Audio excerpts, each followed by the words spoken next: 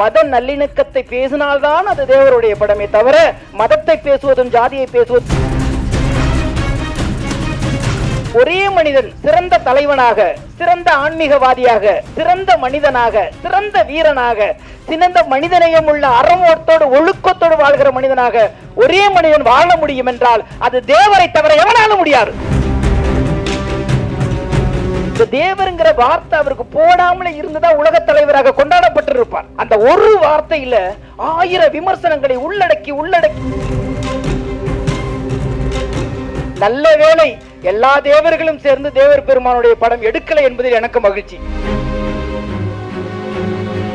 எனவே இந்த படம் எல்லாரும் முன்மொழிந்தது போல மத நல்லிணக்கத்தை பேசினால்தான் அது தேவருடைய படமே தவிர மதத்தை பேசுவதும் ஜாதியை பேசுவதும் அல்ல. அண்ணன் பேரரசு சொன்னது போல ஒரே மனிதன் சிறந்த தலைவனாக, சிறந்த ஆன்மீகவாதியாக, சிறந்த மனிதனாக, சிறந்த வீரனாக, சிறந்த மனிதநேயம் உள்ள அறமோட்டோடு ஒழுக்கத்தோடு வாழ்கிற மனிதனாக ஒரே மனிதன் வாழ முடியும் என்றால் அது தேவரை தவிர எவனாலும் முடியாது. அப்பேற்பட்ட ஒரு வாழ்க்கையை வாழ்ந்து விட்டு போயிருக்கிறார். அதனால்தான் இன்றைக்கு அனைத்து எனக்கு என்ன பெரிய வருத்தமே, இந்த தேவருங்கிற வார்த்தை அவருக்கு போடாமலே இருந்துதான் உலக தலைவராக கொண்டாடப்பட்டிருப்பார். அந்த ஒரு வார்த்தையில 1000 விமர்சனங்களை உள்ளடக்கி அந்த மனிதனை ஆகாயம் போல் அண்ணாந்து பார்க்க வேண்டிய மனிதனை குனிந்து பார்க்கிற தூரத்துக்கு நம்ம தள்ளிவிட்டோம் என்ற ஒரு மிகப்பெரிய ஏக்கம் இருக்கிறது. அந்த ஏக்கத்தை இந்த படம் போக்கியிருக்கும் என்று நம்புகிறேன். நல்ல வேளை எல்லா தேவர்களும் சேர்ந்து தேவர் பெருமானுடைய படம் எடுக்கலை என்பதில் எனக்கு மகிழ்ச்சி.